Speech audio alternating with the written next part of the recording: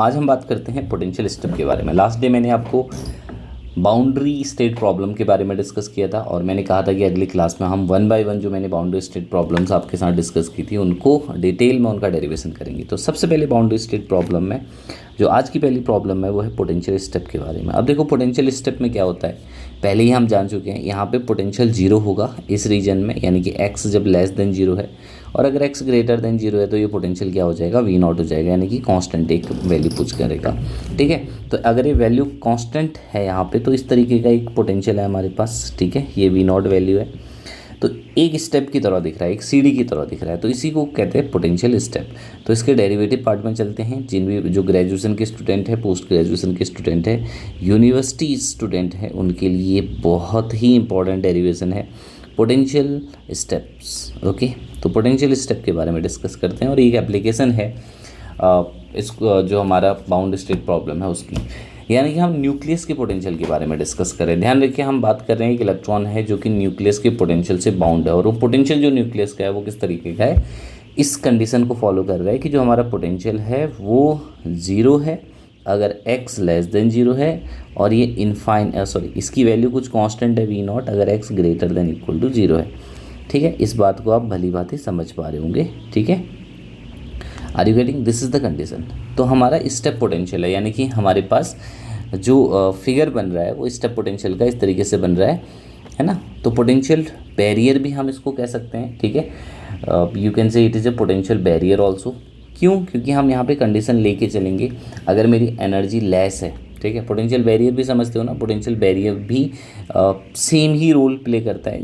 Potential barrier में क्या होता है, बस ये होता है कि आपका पोटेंशियल जो है कांस्टेंट रहता है इस रीजन में 0 to xl तक और ये हमेशा बाकी जीरो रहता है, यानी कि आपको एक जो है बैरियर तरीके का नज़र आता है। तो ये दोनों लगभग सिमिलर कंडीशन हम यहाँ पे कंसीडर कर सकते हैं। इस तरीके का पोटेंशियल हमारे पास, ये वी एक्स वाली लाइन है।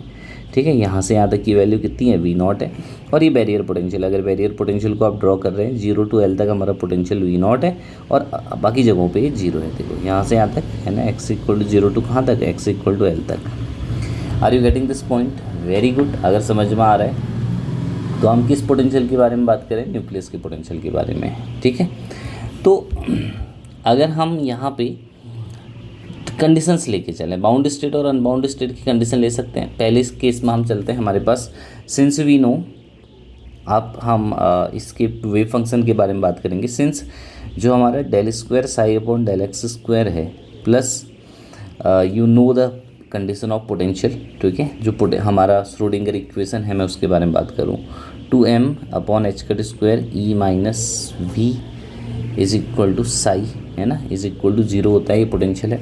तो मैं केस वन के बारे में डिस्कस कर रहा हूँ। देखिए केस वन ये है हमारा कि जो एनर्जी है पार्टिकल की वो ग्रेटर देन पोटेंशियल है, यानी कि मेरे पास कुछ इस तरीके की कंडीशन है कि हमारा स्टेप पोटेंशियल है ये। ठीक है, समझ आ रही होगी मेरी बात, वी नॉट है और जो एनर्जी है पार्टिकल की वी एक्स एक्सेस है, तो एनर्जी जो है पार्टिकल की E, it is greater than potential.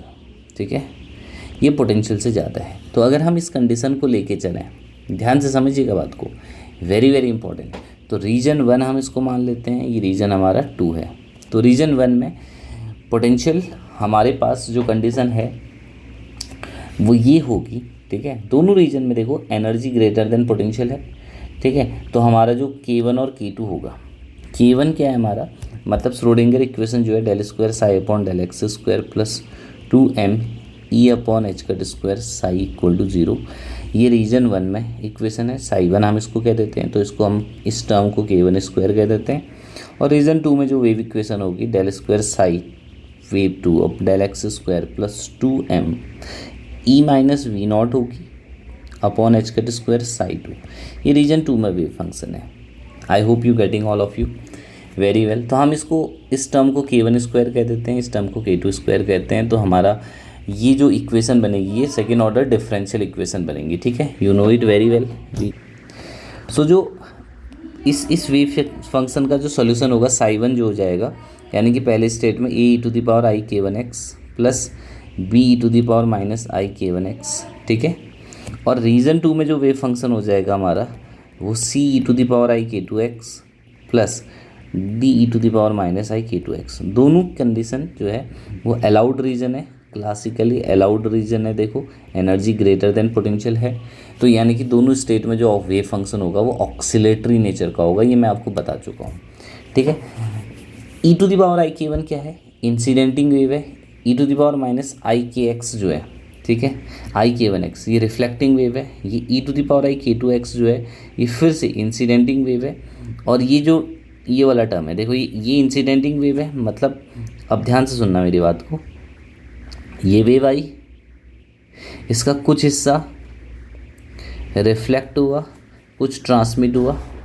तो रीजन वन में ये वाला जो पार्ट है ये इंसिडेंट वेव को रिप्रेजेंट कर रहा है, ये वाला पार्ट जो है ये रिफ्लेक्टेड वेव को रिप्रेजेंट कर रहा है। रीजन टू में ये इंसिडेंटिंग वेव को रिप्रेजेंट कर रहा है और ये वाला रिफ्लेक्टिंग वेव को। सिंस देखो रीजन टू में ना ये बाउंड्री यहाँ पे कुछ है नहीं, मतलब वेव अगर जा रही है तो रिफ्लेक्ट कहीं से नहीं होगी। तो रीजन टू में रिफ्लेक्शन की प्रोबेबिलिटी जीरो है, तो नो रिफ्लेक्शन, तो रिफ्लेक्शन का कोफिशिएंट कितना होगा, जीरो होगा।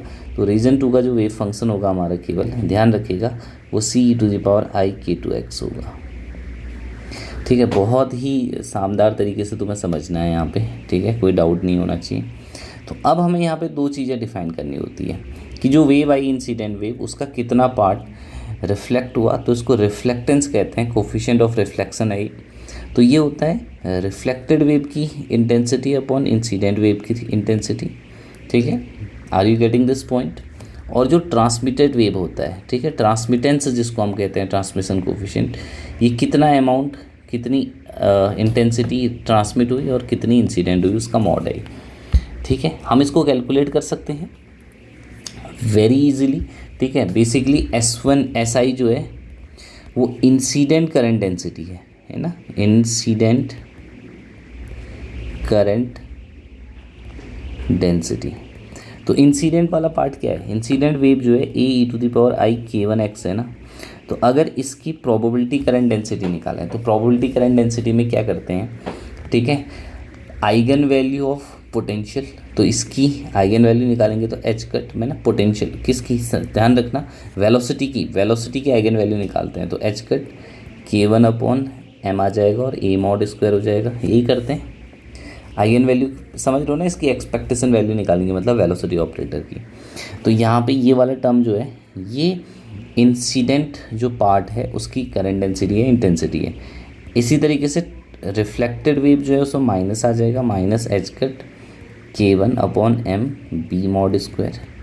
और जो ट्रांसमिटेड वेव है हमारा ना, जो हमारा ट्रांसमिटेड वेव है, समझ आ रही बात, ठीक है। इससे पहले आपने पढ़ा होगा जो प्रोबेबिलिटी करंट डेंसिटी है वो कैसे निकालते हैं, तो उसी के हिसाब से मैं बता रहा हूँ।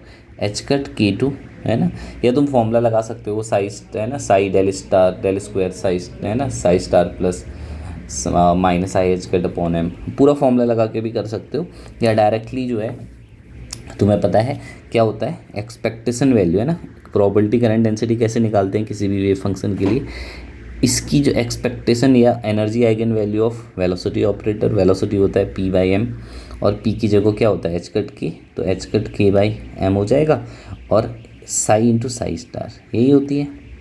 तो जब साई इंटू साई स्टार करोगे तो साई अगर मैं ये मानूँ ये वाला, तो इसका करोगे तो ए मॉड स्क्वायर हो जाएगा यहाँ पे, और ये एच कट के वन अपॉन एम हो जाएगा। Very very very very easy ना, ठीक है, घबराना नहीं है, बहुत ही प्यारा कंसेप्ट है, ठीक है, you can easily do it. Okay, तो यहाँ से incident wave, reflected wave, transmitted wave के लिए आर निकाला जा सकता है, टी निकाला जा सकता है। बेसिकली हमें कितना वेव, कितना अमाउंट रिफ्लेक्ट हुआ, कितना ट्रांसमिट हुआ, कितना इंसिडेंट हुआ, वो हम सब निकाल सकते हैं। अब अगर आप बाउंड्री कंडीशन देखो, ठीक है, पूरा रिफ्लेक्शन ट्रांसमिटेंट K1 K2 के टर्म में निकालना है, तो बाउंड्री कंडीशन जो है एट एक्स इक्वल टू 0 एक बाउंड्री है, तो बाउंड्री पे साई वन और साई टू सेम होंगे, ठीक है भाई, बाउंड्री कंडीशन है तो बाउंड्री पे, ठीक है, जो कंडीशन हम लगाएंगे psi one psi two same होंगे, और D psi one upon D x और D psi two upon D x भी इक्वल होगा। तो यहाँ से हमें क्या मिलेगा कि ए प्लस बी जो है वो सी के बराबर हो जाएगा इस कंडीशन से, और दूसरी कंडीशन से मिलेगा कि i k one A minus B must be equal to i k two सी। ठीक है, ये हमारा थर्ड पार्ट हो गया। आई होप प्यारे बालक बालिकाओं ये आपको समझ में आ गया होगा। तो इस इक्वेशन को सॉल्व करके यहाँ से हम क्या निकालेंगे, है ना, जो रिफ्लेक्टेंस है वो तुम्हें पता है कि R बराबर क्या होता है, बी मॉड स्क्वायर, बाकी तो कट गया था, अपॉन ए मॉड स्क्वायर आ गया था। तो हम इन दो इक्वेशन से बी मॉड स्क्वायर की ए और बी का रिलेशन निकालेंगे, तो ये हो जाएगा कि K1 माइनस K2, देख लो ध्यान से, A equal to K1 plus K2 B. तो ये वैल्यू हम यहाँ से ए अपॉन बी की वैल्यू निकाल सकते हैं, K1 माइनस K2 upon K1 plus K2 mod square, ऊपर और नीचे अलग अलग मॉड है, और जो ट्रांसमिटेंस है वो K2 upon K1 C mod square upon A mod square है, ठीक है, क्योंकि ट्रांसमिशन में ट्रांसमिटेड वेव और इंसिडेंट, और ट्रांसमिटेड वेव के लिए जो वेव वेक्टर है वो K2 है, ठीक है, समझ रहे हो ना, ये समझ आ रहा है, K2 है ट्रांसमिटेड वेव के लिए वेव वेक्टर। तो यहाँ पे पुट करोगे तो हमें जो ट्रांसमिशन की वैल्यू है वो ऐसा मिल जाएगी 4K1 K2 upon K1 plus K2 whole square. I hope this you will understood very easily, ठीक है। सी मॉड स्क्वायर की वैल्यू निकाल सकते हैं, तो आर पता चल गया, टी पता चल गया, और एक बात और ध्यान रखती हैं, अब इनको एनर्जी के टर्म में भी निकाल सकते हो। हमने K1 और K2 की वैल्यू निकाली है, तो यू कैन पुट आर और टी, हम उसके टर्म में भी निकाल सकते हैं। और ध्यान रखिएगा आर प्लस टी करके हमेशा 1 आता है, ठीक है। तो या तो आधी वेव ट्रांसमिट हो रही होगी, रिफ्लेक्ट हो रही होगी, ठीक है। Any doubt you can ask.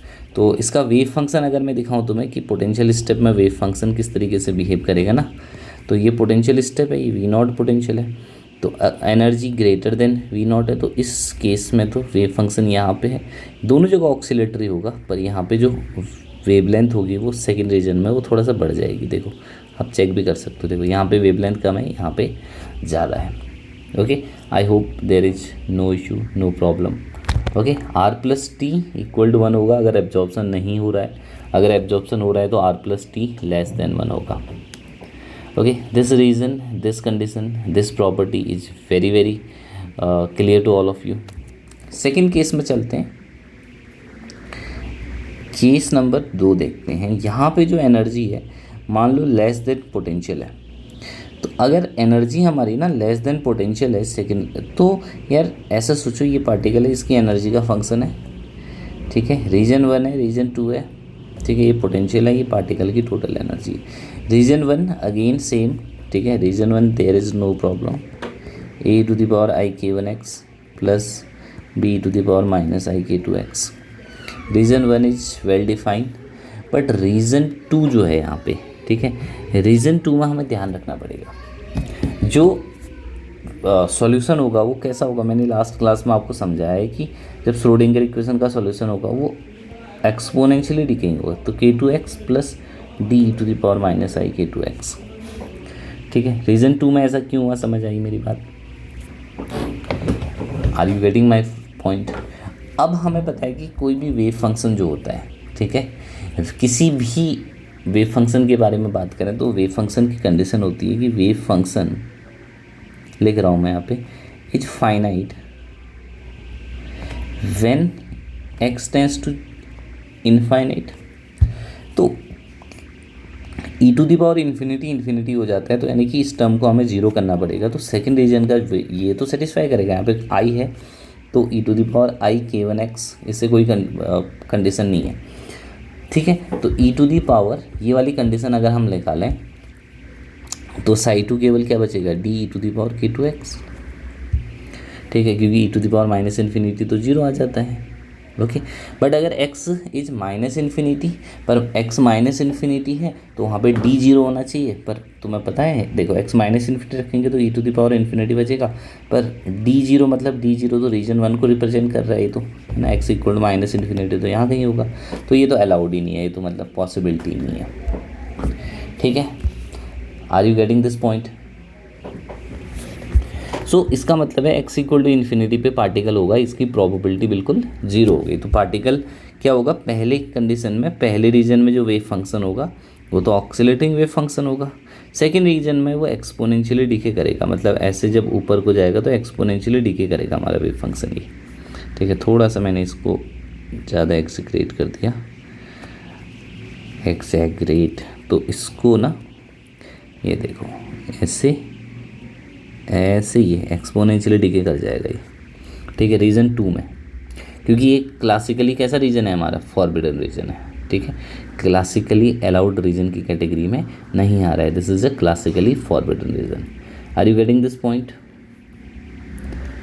कोई डाउट हो, कुछ परेशानी हो मन में, ठीक है। So there is no chance कि पार्टिकल कहाँ पे है ना, इन्फिनिटी पे लाई करे। Are you getting?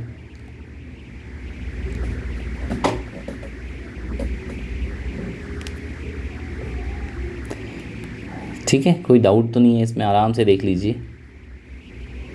तो कंडीशन 2 ध्यान रखना, कंडीशन टी में आर, और कंडीशन 2 जब होगी उसमें रिफ्लेक्शन और ट्रांसमिटेंस हम नहीं फाउंड करते हैं, ठीक है। There is no chance that the particle is found at infinity, so we will not calculate R and T. ठीक है, ये समझ में आया? बहुत ही प्यारा कंसेप्ट है, बहुत ही, मतलब कल के लेक्चर अगर देखोगे, आज का लेक्चर देखोगे, तो एक तुम्हारा एमएससी का टॉपिक, एक नेट का टॉपिक दिमाग में छप जाएगा। क्वेश्चन कोई भी आएगा तुम करने में सक्सेसफुल होगे। फिर जो आर निकालना हो, टी निकालना हो, ये बाद में भी काम आएंगे, आर और टी निकालना, रिफ्लेक्टेंस और ट्रांसमिटेंस कोफिशिएंट जो है, ठीक है, ध्यान रख लेना, कुछ बहुत बड़ी बात नहीं।